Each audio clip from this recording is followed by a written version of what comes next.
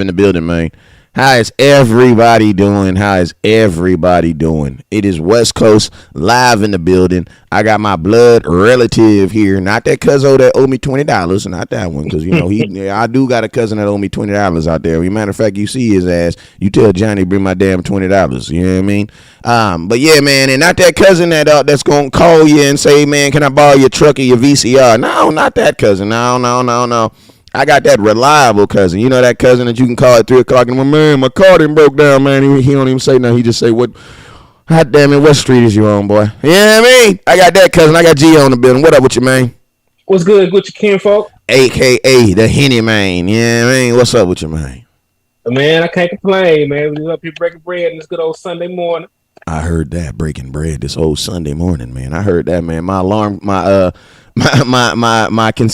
consistency alert went off this morning when my cousin inboxed me like, "Oh man, come on, man, we gotta I got stuff to do today. You got stuff to do today, man. Come on, man." You know what I'm saying?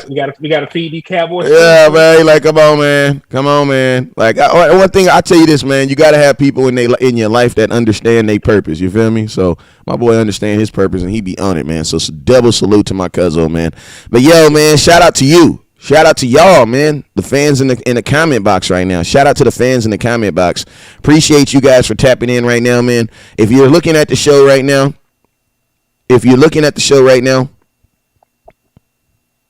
hold on real quick.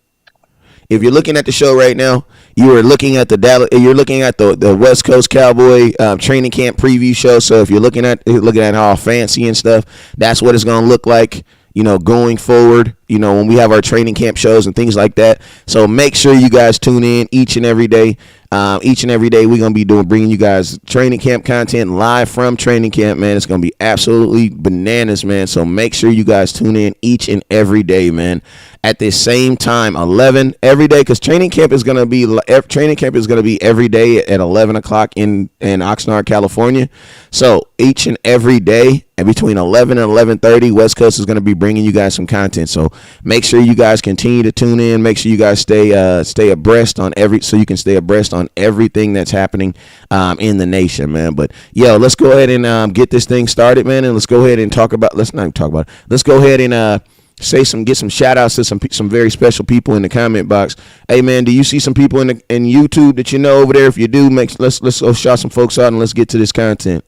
So YouTube ain't tapped in with us yet, man, but they slow risers. They gonna get in.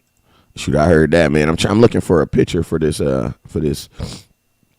looking for a picture to save for this dang cover for YouTube. You know what I'm saying? But yo, hey, shout out to everybody that is watching on Facebook. We about to see who's watching on Facebook right now. Shout out to you guys who are watching on Facebook, tuning in. I appreciate you guys. Yesterday was my my grandmother's 86th birthday, man. So I couldn't really bring I brought some content during the day, but I couldn't really bring anything that night because I had to MC. I had to get on the microphone and MC that. So it was good. But hey, I want to know before we get in here, how was everybody's Saturday, man? It's Sunday today, so you guys already know it's time for some cowboy content. Mm-hmm. Time for some cowboy content. All right, let's go, man. So, yo, let me see what we got up in here. So, what's up with you, John Cofield? What's up with you, my sir? What's up with you, Najee Harris? What's up with you, Bobby Armstrong? Make sure you hit that share button, hit that star button. What's up with you, Danny Vera? What's up with you, Danny? Appreciate you, my boy, for tapping in. Who else we got up in here? What's up with you, Auntie Mary? I see you. Najee Harris, I see you. Bobby Armstrong, I see you. John Cofield, I see you. Heavy Carter, I see you. Mary Evans, Miss Mary, what's up with you? Danny, I see you also. Appreciate you for tapping in. Bobby Armstrong, appreciate you for tapping in. Edward, what's up, Edward? Appreciate you. Edward, I don't know if you're new. You got that old feel to you, but if you ain't new, I appreciate you for tapping in, my brother. Who else we got up in here? Let's see who we got up in here. Hey, Bunny Enriquez just dropped 100 stars for you. Oh, shout out to my boy Don. Was that you said Donnie did? Bonnie, what up, Bonnie? Appreciate you, Bonnie E. Hey, they finally done tapped in on YouTube, man. I see Joseph. I'm finna butcher this last name. Bust him up. Hey, little baby done tapped in, man. Little baby. Stream, man. What's up, What's up, little baby? 4P, you know what I'm talking about? You know what I'm saying? 4PL, whatever. What is crew called? 4PF or whatever it is. Yeah, 4PL. All right, appreciate you for tapping in, my boy over there. Mike Luna, what's up, Mike? Appreciate you for tapping in. Andy, what's up, Andy? Appreciate you. Hey, man, I need everybody right now, if you have not already done this, I need everybody right now to go in and hit that share button. Let me look and see how many shares we have. We currently have 42 shares. We're trying to get to 100 shares. I need every single person right now to go in and hit that share button. Your boy West Coast is doing it as we speak right now. I'm going in right now and going in and hitting that share button. I need everybody right now to hit that share button. We got to get at least to 100 shares before we take off, man. You guys already know West Coast. You know we way better. And you know we got about 100 folks up in here, man. So let's get them folks up in here. You know Facebook, they always a little late to the party anyway, man. So appreciate everybody for stopping by and tapping in. Let me see who on YouTube. Appreciate you guys. So, yo, man, we're going to go. Hey, what's up, Najee? Appreciate you for sharing. Who else just shared? Najee Harris shared a bunch. Matthew, thank you, Matthew, for sharing. Also, Robert J. Appreciate you, Robert J. April Webb. Appreciate you, Bobby Armstrong. What's up with you, Bobby Armstrong? Appreciate you for sharing. Appreciate you. Thank you for sharing this morning. Hey, shout out to everybody that's hitting that share button, too. Especially shout out to those special people that's hitting that star button, too. All right, so, yo, let's get into it, man. So, hey, this morning's subject, we're going to be talking about the Cowboys offensive line for a little bit, talking about if the Cowboys, are we good at offensive line? We're going to try to talk about it, kind of discuss it for a little bit, and kind of go through the ins and outs of the Dallas Cowboys offensive line. So let's go ahead and talk about it for a couple bit, man. So what's up, man? What's up with you, Henny? What's on your mind this morning, man? Man, you know me, I'm a stat guy, man. You know, the NFL got Next Gen, they got PFL. You know, West Coast got Gary. So, you know, that's what we be doing, man. We be just breaking down the numbers, seeing if all the hype is real. And right now, it look like a whole bunch of smoke and mirrors, dog. Talk to me. Elaborate a little bit. All right, so we have a good offensive line, right? They like to tell us, you know, we got Tyrus Smith, we got Zach Martin. You know, we had like Lael Collins. We had all these nice names across the offensive line. And really last year, all they were a bunch of nice names. So even just look back, just look at the playoff loss. Okay, now we played the 49ers. They got a good pass rush. Don't get me wrong. But they lost their best pass rusher. And Bobby Wagner, because Bobby Wagner went out that game too. Yeah, so Nick Bosa, he barely played. He didn't play. And somehow still, Dak Prescott got sacked 5 times, and then he got pressured 20 times. They allowed 20 pressures in a single game. I want to, so put that in the comment box. We talking numbers right now. I like to talk numbers. So everybody that's listening, drop 20 in the comment box. Put the number 20 in the comment box, y'all. He my boy teaching right now. Let's go. I'm about to drop it in there too. Put the number 20 in the comment box right now. What's up with you, Heavy? Appreciate you, my boy. Craig, what up, Craig? Appreciate you. Bobby Armstrong, what's up with you? Eric, what's up with you, my boy? Hey, Craig, if you haven't already, hit that share button. Hey, we only got one person that's hit that star button so far, man. I need you guys to hit that star button. Don't forget, top star giver today is going home with a Dallas Cowboys Super Bowl ring. My boy, we talking about this offensive line right now. So 20 total pressures. Yeah, and we threw the ball 44 times. So if you do the math, or almost half of our dropbacks, somebody was in our quarterback face or putting him on the ground. Damn. Yeah. That's 45%. There's almost 50%. So almost half of your time dropping back passing, your quarterback is under duress. Your quarterback's running for his life. Your quarterback's getting sacked. And you're supposed to try and sell me that we had a good offensive line. And I know people are going to say, well, it was just one game. It's not. It's far more than just one instance of the Cowboys offensive line getting bullied up front. At least in the passing game.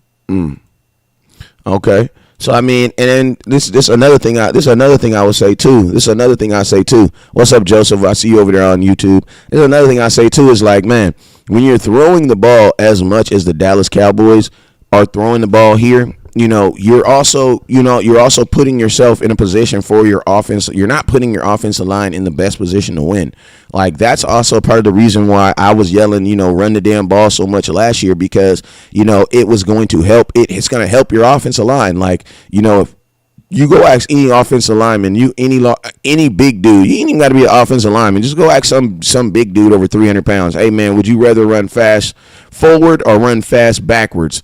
No matter how big these dudes are, they're going to say, I'd rather run fast going forward. Why? Because that is more natural. That's more natural to a human being, is going forward in anything.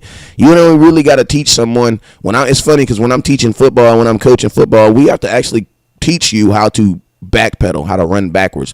But running forward, you already know how to do that. It's just a matter of you know how to do it correctly or not, with good form and things like that. But it's like, yeah, that's actually a really good point.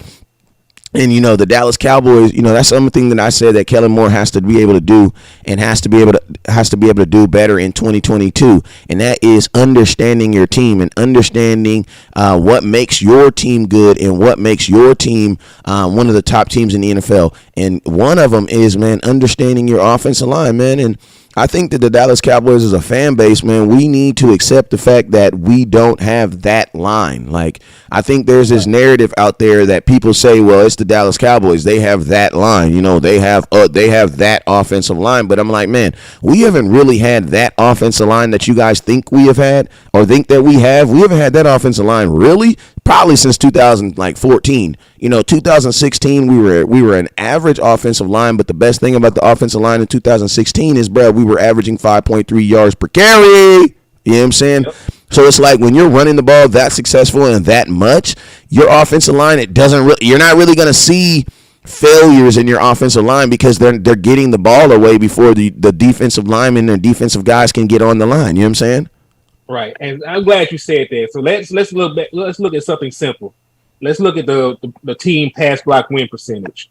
So I've done said this a couple shows already that the Cowboys were 23rd in pass blocking. So what I mean by that, if you go and look at the advanced stats on NFL.com or at ESPN, you can see that they're 23rd. They only won 58% of the time when pass blocking. Now, in contrast, a team like the Philadelphia Eagles is number 3 at 67%. Damn. And you might say, how's that possible? Well, they were the number 1 rushing attack in the NFL. They weren't really even throwing the ball like that. And that's why they stole. And that's why they stole run the damn ball. Mm-hmm. Because it's hard to sack your quarterback if he's not actually throwing the ball. So that's one thing. And look, the Super Bowl champions are number 1 in the team pass block win percentage. They were 68%. Now they did have a very high volume pass attack, but they also were, still implementing the run. They were still setting up everything because Sean McVay's offensive scheme is based off the play action pass. When you cannot run the ball, you cannot play action pass. So therefore, they still have to run. They have to run the ball. They still have to run the ball. So there's a difference between setting up a play action pass by running the ball and just dropping back consistently. Because once you have the play action pass in place, people can't just pin their ears back and get after your quarterback. They have to at least honor the run. They have to at least take that half a second to make sure that it's what they really see is happening. Yeah, and that's why I always ask the question, and that's why I've always asked the question, like, in what world do you see, teams running being successful with the play action pass and not actually running the ball successful? Like, you don't really see that. That's not how it works in football.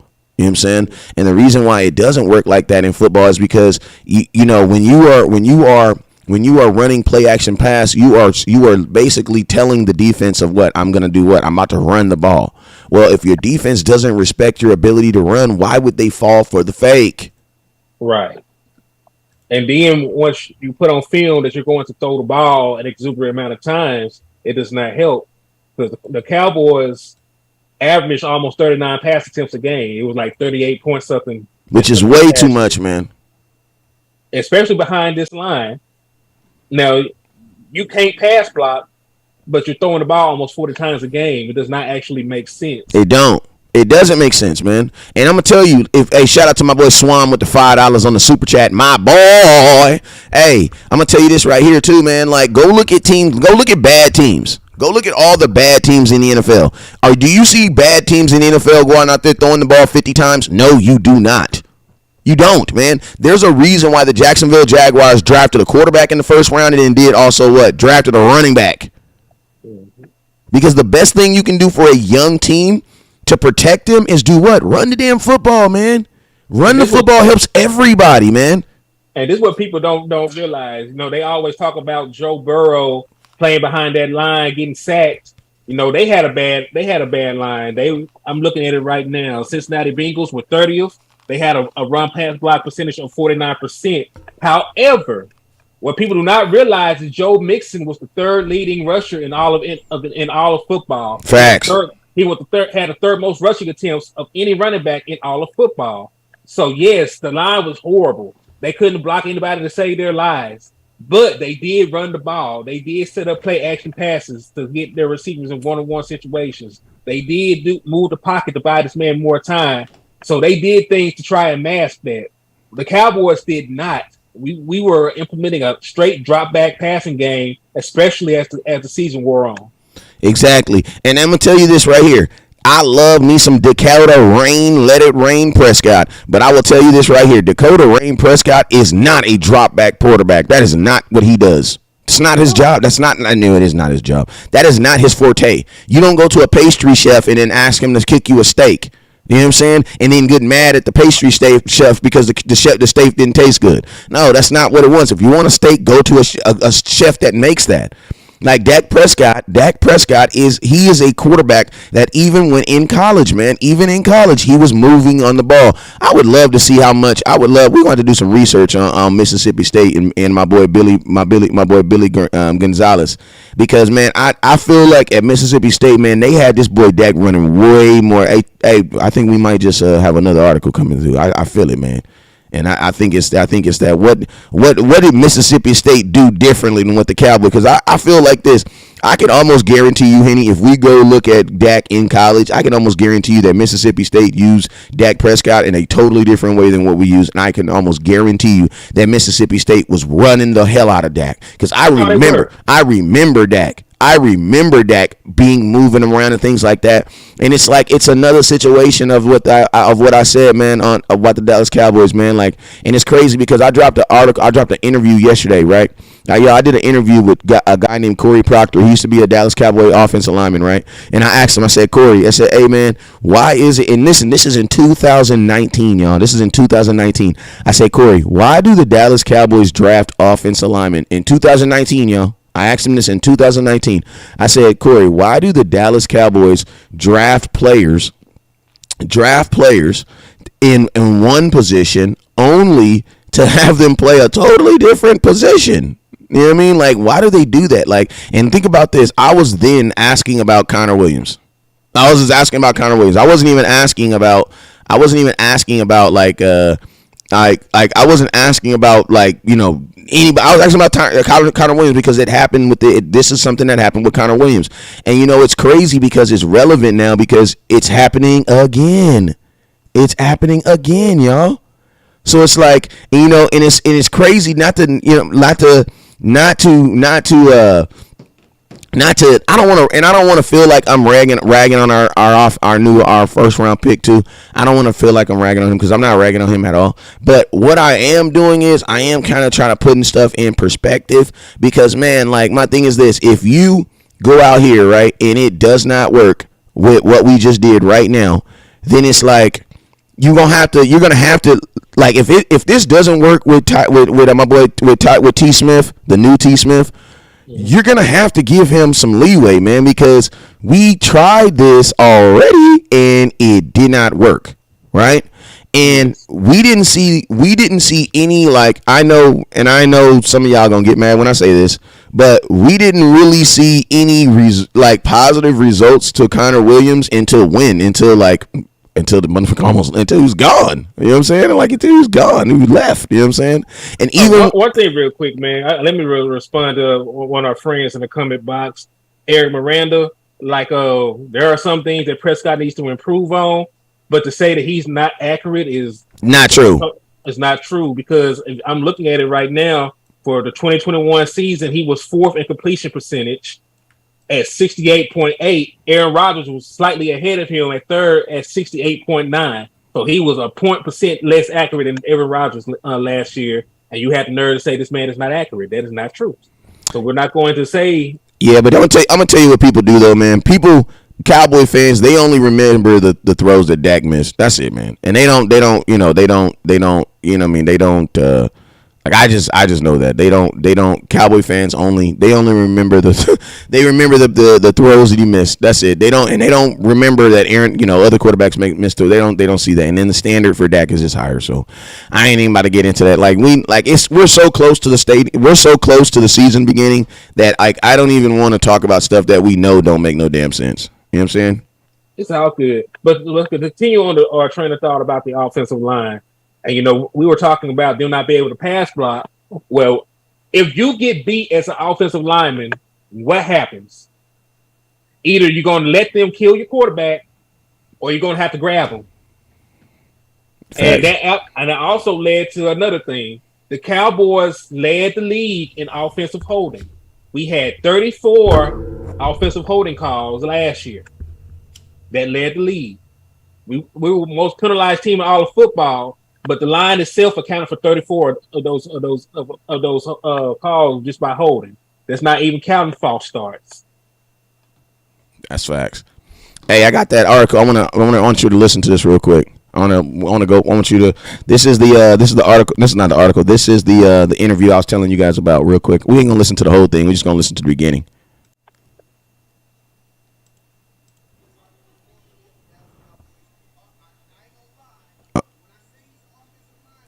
Let me see if can y'all hear that? Not really.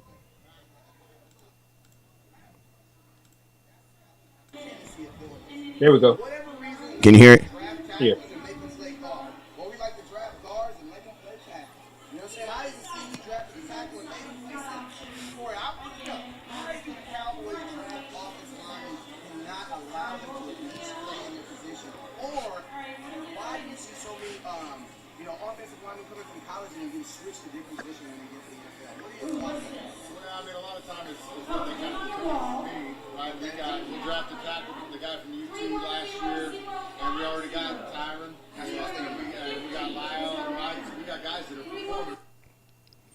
Y'all hear that?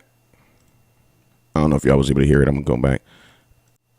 But yo, that was just his answer was basically along the lines of like the same thing we were saying. But I just wanted to show you guys that was in 2019, y'all. That was right after. Actually, wait, what year did we draft Connor Williams? Because that was Connor Williams. That was the second game of the season when I did that right there. So when is let me think. When was Connor Williams drafted? Somebody put it in the comment box. Whatever year Connor Williams was drafted, that was that year. That was the second game of the season. That was our first home game. Somebody tell me when Connor, put it in the comment box. When was Connor Williams drafted? Put it in the comment box. I was actually at his draft too. Like, I took the pictures the Cowboys had when he got drafted. He came off the stands and I took a picture with him. 2018. Wow. So I've been wrong. I actually posted the wrong year, y'all. That was 2018.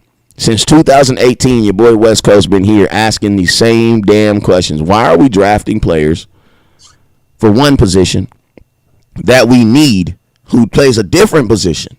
You know what I'm saying? And that's why like I haven't really brought you guys any content on Tyler Smith, because I don't really have any expectations for him right now. Because for you to tell me that I have a guy who played one position, but I'm going to play him at a totally different position in the NFL that he hasn't played before in the NFL.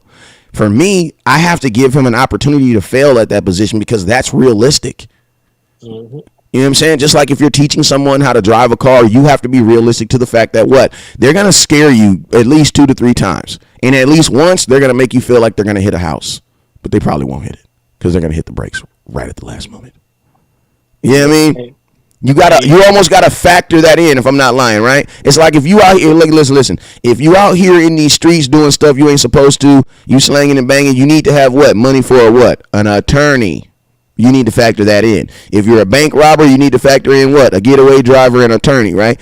For everything you do, there's a yin and a yang. You know what I'm saying? And guess what? That's the yang. Go ahead, talk to me.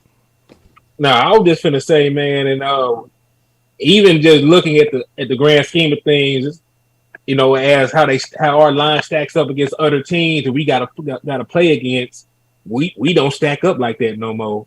Look at the NFC in the playoffs.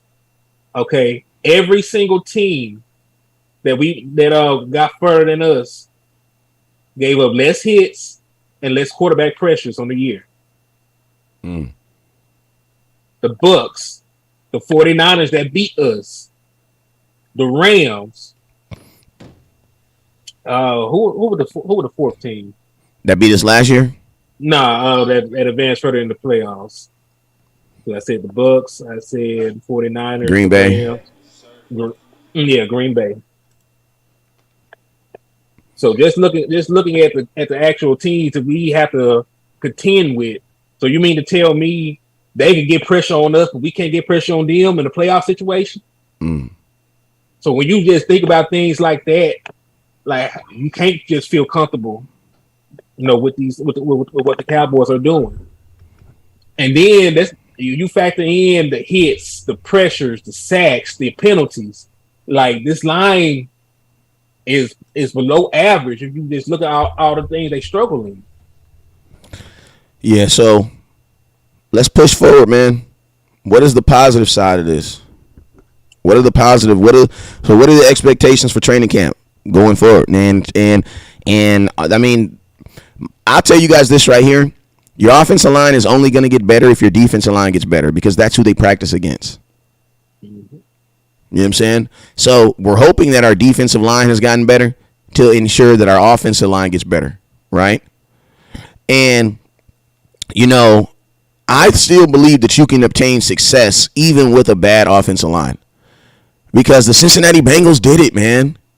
Like, they had a really bad offensive line, and I'm going to tell you, no, they did not win a Super Bowl. So, yes, you do need some good – listen to me. You can get to the Super Bowl with a bad offensive line, but when you get to the Super Bowl, they got to play their best game of the season. Mm-hmm. Or at least have their best play of the game. Because all Cincinnati Bengals needed to do was stop Aaron Donald one play. And they couldn't, bruh. They needed to stop him one play. Go ahead, Henny. Well, you know, there are some positives about what the offensive line can do. You know, it's just not on that side of the ball. It's just not pass blocking because they were tied for fourth in run block win rate because they were 78%. So 78% of the time they won their matchups when they ran up and hit somebody going downfield. And then you had 3 offensive linemen that finished top 10 in their respective positions in run block win percentage: Tyrus Smith, Tyler Badass, and Zach Martin. All 3 finished top 10 in run block win percentage for a tackle, for a center, for a guard. So you got 3 guys that are still on the team. They are still holdovers from last year's unit that you know for sure can run block. But with the guys you got coming in, like you were just speaking on, you got Tyler Smith, who led the entire NCAA in penalties. So he has just about as big of a penalty issue as Connor Williams did, and then you got Terrence Steele on the other side, who has never been a full-time starter. You know, he came in a few games here and there, but you know he's going to have to hold that position down for a 17-game season. So there's still question marks in how these guys are going to hold up in pass protection. What we do know is that each and every one of these guys can run block, either at a high level or at least at an average rate. Yeah, and with Tyler Smith being big as hell, bro, like I would think that, I mean, that's part of the reason why they moved him. You know what I'm saying? Yes. Because you're big. You know what I'm saying? And they say you can't teach size. You're exactly right. You can't really teach athleticism either. If you ain't got it at this level, you ain't got it. You know what I'm saying? Right. So what the Cowboys have also identified about Tyler Smith is that he is better going forward. Because as a tackle, you got to be able to go forward and side to side, bruh. Forward, side to side. Because a tackle does this. A tackle does said hi, right? Said hi, a guard said hi. They're either coming back or going forward. Occasionally they'll pull. You know what I'm saying? When they'll go around. But imagine this, bro. That big 300 and some pound dude pulling means that you're running and you're just killing somebody. You know what I'm saying? It's a delay. They're gonna delay. They're gonna delay the handoff. You're gonna pull. That means the guard is gonna come around. They're gonna pull around. You know how when you pull something? Well, that's the motion. They're imagine them running though. Him running is the pulling motion. He's gonna pull around. He's gonna go around and he's gonna hit the adjacent hole. He's gonna blow up whoever's in that hole, and they're not gonna see it because he's gonna be running full speed. You know what I'm saying? That is all what? Strength on strength, blowing folks up. That's a man. If the Cowboys have identified him as that, I like it. Why? Because Connor Williams, one thing I will say though, Connor Williams actually did a really good job in that aspect. He did. You know what I'm saying? Connor Williams' biggest problem was pass blocking. You know what I'm saying? His biggest issue was keeping his hands off of folks. And that's why he got so many holding calls. I actually think if the Cowboys ran the ball more, Connor Williams would have been okay. Yeah. But in a high volume passing attack, Connor Williams didn't have a chance. Man led the league in penalties as an offensive lineman. He had 14. And then they didn't accept all of them. There was 14 penalties. They only accepted 11. So he had potential to hurt us even more for how he played. But like you said, given the circumstances of him having to pass block 40 times in some games, and you can't really blame him. Yeah. So man, all in a nutshell, what we want to see, honestly, the first things I want to see from my offensive line, first and foremost, 5 guys. Same 5 guys. Thanks. Like, I want to see the same 5 guys the first day of camp. Like, I think it would be a huge success for the Dallas Cowboys going forward in life. Like, bigger than just this season. Like, let's talk about something that's bigger than this season. I think if the Dallas Cowboys starting 5 can start all 17 games, or not even 17 because that's probably not realistic, probably 15. If they can get a cohesive unit for 15 games plus whatever we do in the playoffs, I think that would be a huge win for the Cowboys organization in general. You know what I'm saying? Because if that means you have your offensive line, you have an offensive line for next year. If you have a bunch of moving around in your offensive line this year, that means you're going to have more offensive line moving next year because you're going to have to fix those movements. Mm-hmm. Like, whatever reason why you move that guy, you're going to have to fix it. You know what I'm saying? Like Connor Williams. Connor Williams was considered a movement. Why? Because he's no longer here. We had to fix him with what? With T. Smith. Now, also, Leo Collins was considered a what? He's a movement. He's no longer here. You had to fix him with what? Terrence Steele. Can we get the same 5 offensive line playing all 17 games? That's my first thing. You know what I'm saying? Because that's going to help you going forward in life. The next thing I want to see from my offensive line, man, is, can Kellen Moore identify quickly, man? Can he identify in training camp what is this offensive line good at? You know what I'm saying? Are they good at pass blocking? Are they better at run blocking? And the play calling at the beginning of the season should tailor that. You know what I'm saying? I don't think with this offensive line it is going to be fair to ask them to block 56, 60, 58 times, or how many times we dropped back versus the Green Bay Packers versus the Tampa Bay Bucks last year. Mm-hmm. Like, it's just this offensive line. This is going to be the first. Listen, they will have never, unless they play in the preseason. I'm going to tell you something else also. This offensive line probably needs to play a lot in the preseason. Like, this starting offensive line needs to play a lot. Like, I know we be trying to reserve Tyron Smith and all this other stuff, man. But at some point, man, you got to prepare yourself. So it's like, we need to get these guys got to play. Like, they gonna have to play. You know what I'm saying? That Cowboys game versus the Chargers, that's week 2, the game, August 20th game, a game I will be at, a game that's damn near almost a month away from today. That's a game I am circling to see this entire offensive line play, and they need to play an extensive amount. And, hopefully, you get a look at Bosa. That should be the dress rehearsal game, so hopefully Bosa plays in that game. You know what I'm saying? And, we need to take a look at that. We need to get a solid, healthy look at our offensive line, and they need to play. You know what I'm saying? They have to play together this preseason. Mm-hmm. Go ahead, Henny. Nah, man, I agree with everything you said, man, because I think at one point we had one of the most combinations at the offensive line in the NFL last year, if I'm not mistaken. Tyrus Smith missed time. Leo Collins missed time with an injury, then got suspended. He got suspended, then he got injured. Yeah, I knew it was certain way that happened, but yeah. Played week 1, and then he was gone 5 weeks. Mm-hmm. We had a bunch of different combinations last year throughout the season, so cohesion is very important, especially if Kellen Moore stays on the same trajectory and still try and pass 38 times a game. Because let's hear me out. It's not what I want him to do. But 2020, Dak Prescott missed 11 games. We passed the ball 40 times a game, 39.9. So look, this man did, and that's with 3 backups. There were 3 backups. You had 2 guys who had never played in the league. You had a guy who used to play arena football. You had a guy from a D2 college.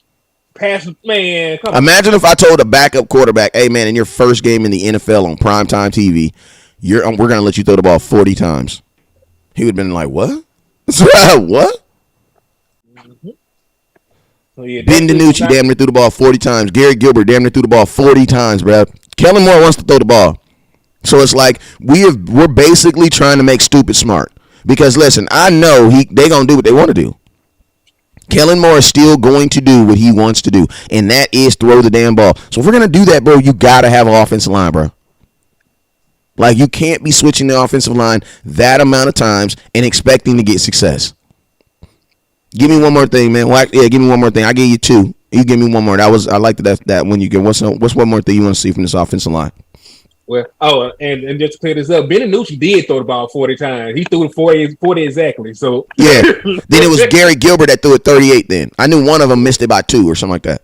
Yeah, it was horrible. But yeah, man, just really, I hope that he using these advanced stats to realize maybe he should tone his pass volume down. Ezekiel Elliott. I'll give him the benefit of the doubt because we did have one of the most potent rushing attacks for the first part of the season, and then he got away from it after Zeke got nicked. So hopefully, with a healthy Zeke, some of these pass attempts come down. I can live with 33. I can live with 32. Yeah, and Henny, and answer this question: Who was the number 1 rushing attack as a team in football last year? Philadelphia Eagles. Who was the number 1 running back? I can tell you, it was Jonathan Taylor. Jonathan Taylor. All right, question: do they play on the same team? No. Okay, so you mean to tell me that the top running team in football didn't even have the top running back? Mm-mm. Okay. I need some of y'all to read through the lines. For all y'all folks to say, "Oh man, you can't run the Zeke is not." All right, bro. Listen, the Philadelphia Eagles don't have a Zeke, and they don't even have anything close to Zeke. They don't even have anything close to Tony Pollard. And guess what? They still led the NFL in rushing. You wanna know why? Because running the ball is a team effort. Facts. And if we're being honest about it, once Zeke got nicked up and hurt, that was a perfect time to increase Tony Pollard's workload. Because he barely seen the ball. The man had 130 rushes, 719 yards, and he averaged 5.5 yards per carry.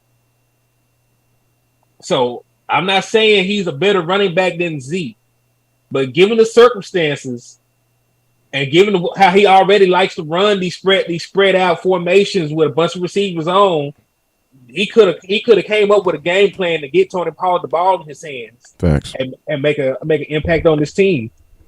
The only reason why I believe they didn't do that is because I don't think that Kellen Moore feels that he can run his offense, the offense that he runs through Tony Pollard.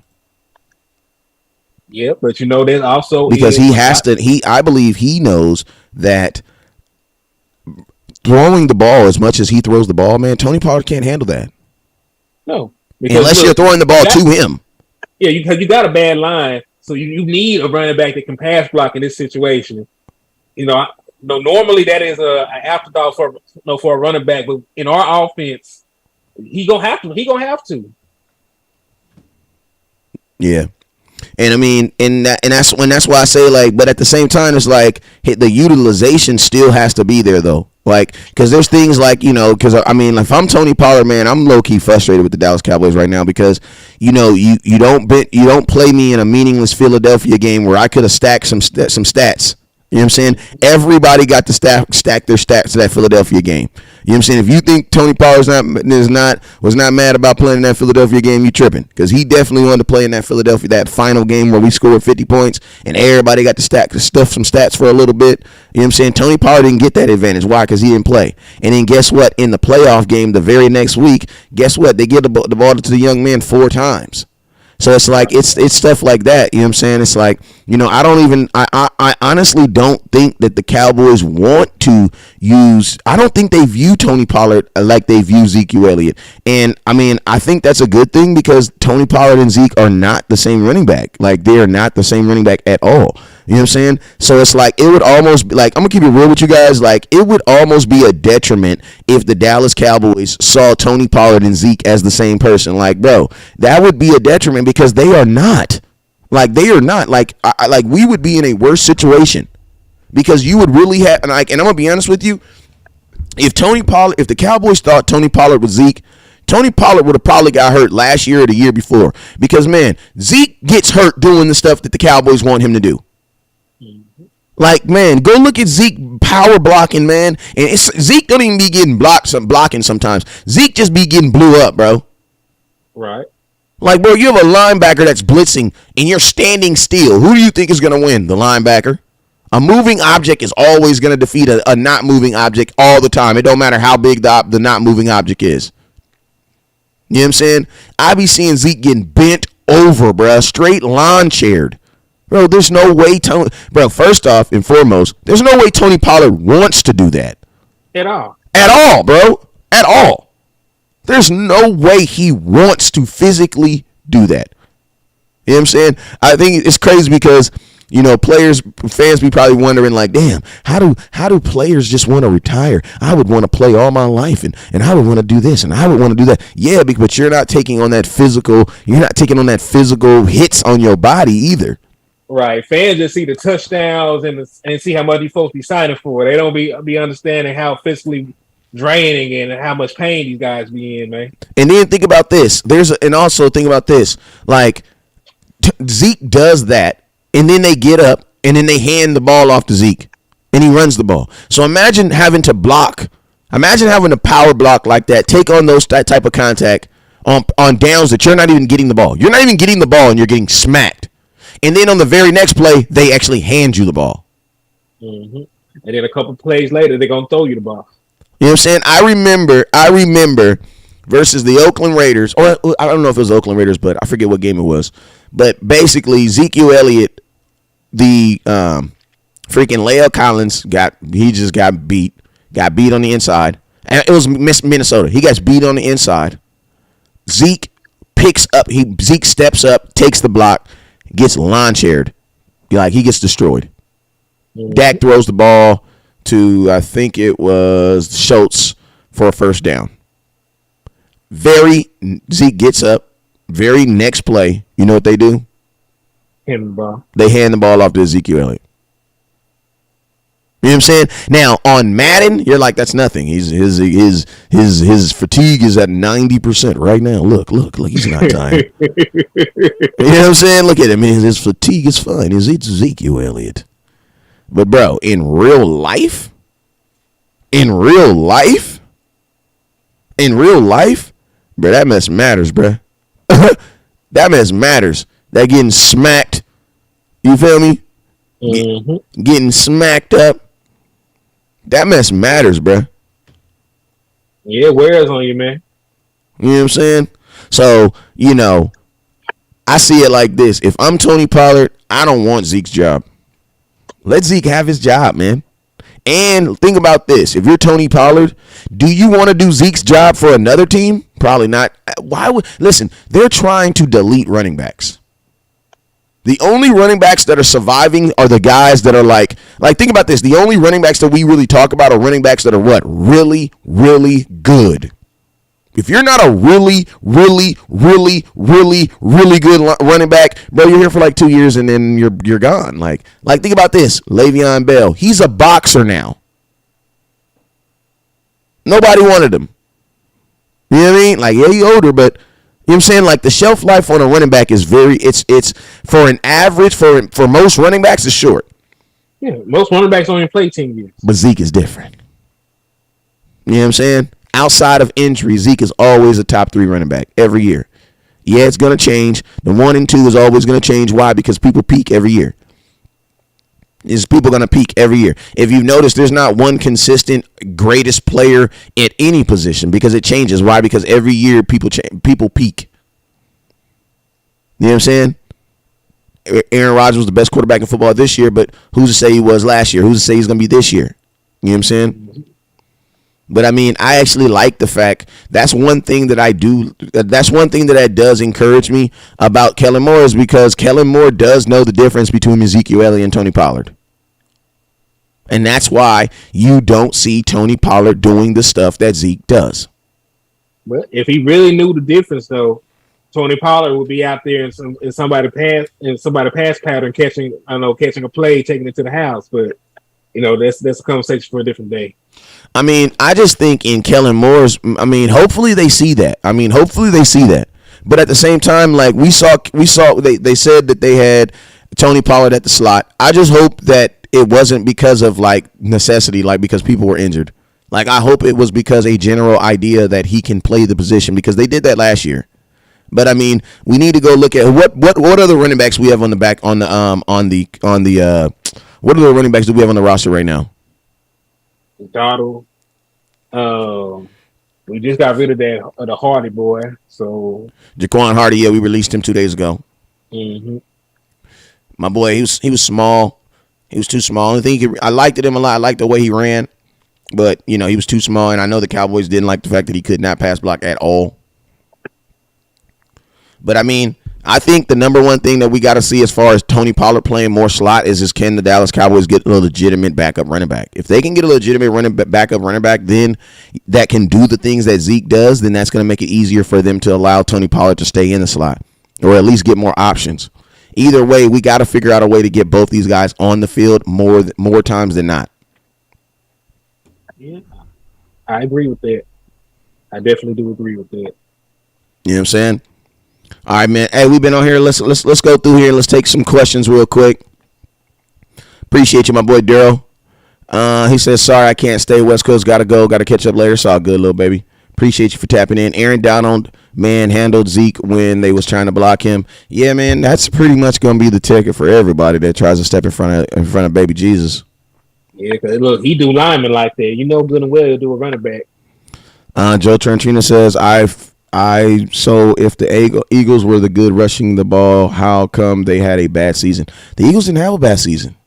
They made the playoffs. They made the playoffs.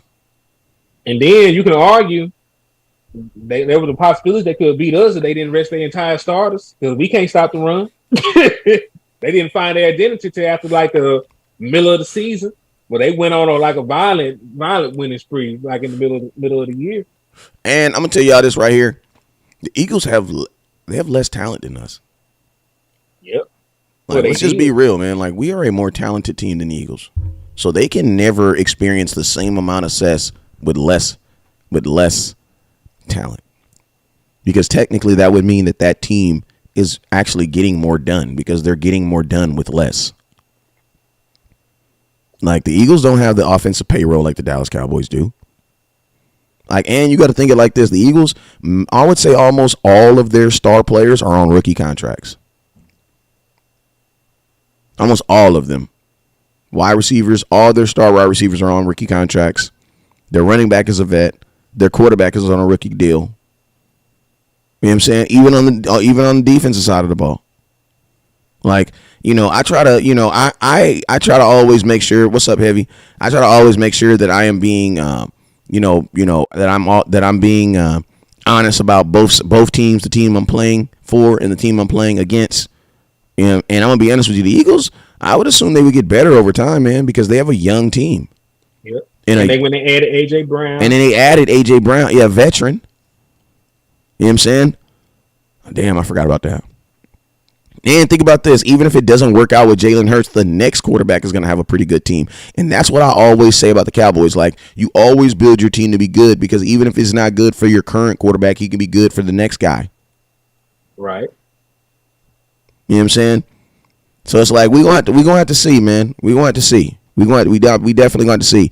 I feel like the Cowboys, I was talking to my cousin the other day, and I was telling him, the Cowboys feel, and I always talk about this, the Cowboys feel like they get better by deduction.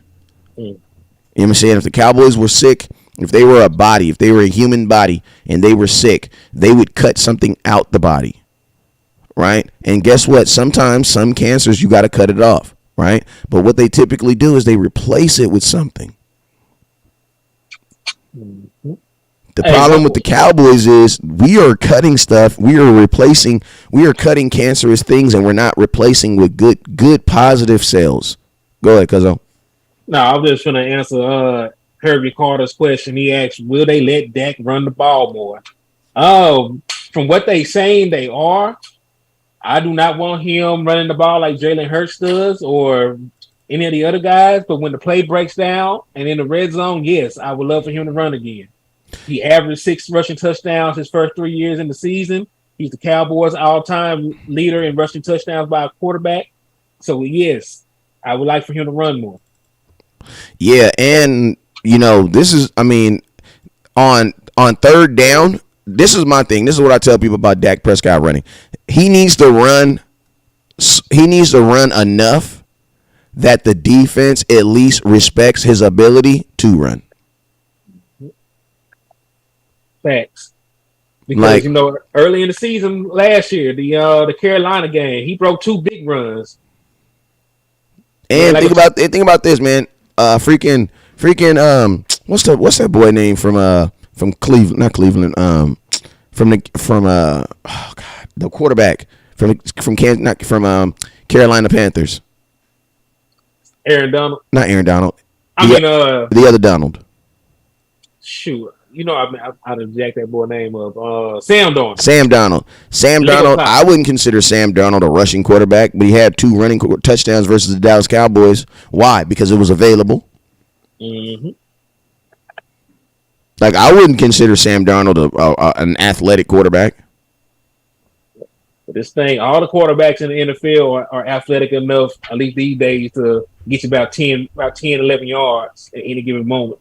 So my thing with Dak Prescott running the ball is I want Dak Prescott. I want him to run the ball at least enough for the defense to have to respect it. You know what I'm saying? Yep. Like, and last year the defense didn't respect it. Like, they didn't respect it at all. You know what I'm saying? And so in that aspect, and then think about this: when the defense doesn't respect it, guess what? You don't have play action. Your play action pass is going to be harder. Because you're trying to lie to the defense, even though the defense has already seen it. They've seen it. We've seen this, brother. Why would we fake on a fake run if you're not running the ball? That doesn't make sense. Yep. And then with that ability to run the ball, the RPOs will work better. Yes. So, we used to run a whole lot of run pass options. We hardly see it in the offense anymore because you can't, like you said, you can't sell the illusion of a quarterback run if the quarterback does not run. Exactly. And mainly on third down, bro. Like, third down, goal line. Third line, goal line. That has to be an option, bro. On third down and goal line, the defense has to be like, yo, make sure you spy the quarterback. Why? Because he can run. And guess what? When you spy the quarterback, guess what that means? You take an extra defensive player off the field. Because now you have one guy, because if Dak doesn't run, you have one guy that's doing what? Nothing. The best time to pass is when you have what? Have a spy on you. Why? Because that's a player that's not doing anything. He's standing in the middle of the field looking at you while you're running and moving around. He ain't doing nothing. So as long as you don't throw the ball to him, guess what? It's 10 on 11. Yep. Mm-hmm. So that's when I say, dude, does Dak Prescott need to run more? He needs to run more than he did last year. Yes. He just needs to be Dak, man. Like, Dak don't need to do nothing more than what Dak does, but he has to do more than what he did last year, because last year was not Dak. Instead of having 37 passing touchdowns, he needs to have 30 passing touchdowns and 7 rushing touchdowns. That's Dak. Mm-hmm. Give me 30 passing touchdowns and 7 rushing touchdowns any day over 37 straight passing touchdowns. Because, bro, Dak Prescott with 7 rushing touchdowns, you know what that means? That means defensive backfields, those DBs, they're going to have to move that box out. Why? Because the quarterback can run on your ass. And if he get past that safety, it's only one safety left. And Dak is just as damn near as big as Zeke. Yeah, he a big boy. Yeah, he a big, you know what I mean? That's what I'm saying. That's why I say on third down. And for the most part, man, we don't have a lot of third and longs. Like, we're a pretty good team on getting some good first and second downs. So it's like the Cowboys just gotta get to the point. We have to get to the point. We gotta get to the point where defenses still look at Dak Prescott as a running threat. Because that's gonna help. That's gonna help your offense so much. Hey, Henny, we've been on here for an hour, man. Let them know what your next article is, what your work you're working on right now, and what you just finished dropping. Man, so I just dropped a nice little article called "Not Lining Up: Why the Cowboys' Offensive Line is No Longer a Strength." We touched over some of the points of that earlier today in the conversation. And, we didn't really talk about the analytics that were showing out the decline in the offensive line, especially pass blocking. So you can see that on WordPress. It's on my page, Kenny Demore. That's on my Twitter, on Facebook. And then also the next one I'm going to drop. I'm actually going to drop this one, man, before the day's out. It's called "No Die Enemy: Analyzing the Cowboys running back gauntlet in 2022. Wow. That's going to be a good one. It's gonna be good. We're doing a deep dive. We're gonna break down, the running backs will be playing this year. We're gonna talk about the Cowboys' inefficiency at stopping the run and why it's important. You should rank them. You should rank them in that article. Bet. Well, yeah, man. So this is gonna be a good one. So it'll be done before the day's out. So about 7:00 we'll be dropping this one. Yo, and hey, man, if you're watching me on YouTube right now, I need you guys right now to go down to the bottom of the screen and hit that like button. We got 15 people in here, and we got 3 likes, man. If you like the content, I need you to go down there and like the content, man. You feel me? And appreciate you guys watching on Facebook. Hey, it's Sunday, so we're going to try to come back. I always tell y'all this, but if I'm going to try to go back on. I don't know if it'll be an actual sit-down live show, but I'm going to try to go live later on tonight and bring you guys a little content for about 30, 40 minutes, man. You guys know it is the 17th. Training camps literally starts in 9 days, 10 days, basically. 10 days we'll be at training camp, man. So let's get it popping, man. Let's get your popcorn ready, man. For all y'all folks that didn't think you was going to make it, man, guess what? What up, B-Bird? Guess what? For all y'all folks that thought you were not going to make it through this offseason, you guys have almost made it. We are literally 10 days down in clock and counting, man. So, yo, man, it's been your boy, West Coast. We appreciate y'all for watching, and you guys already know what it is. Never look down because the stars up. Peace.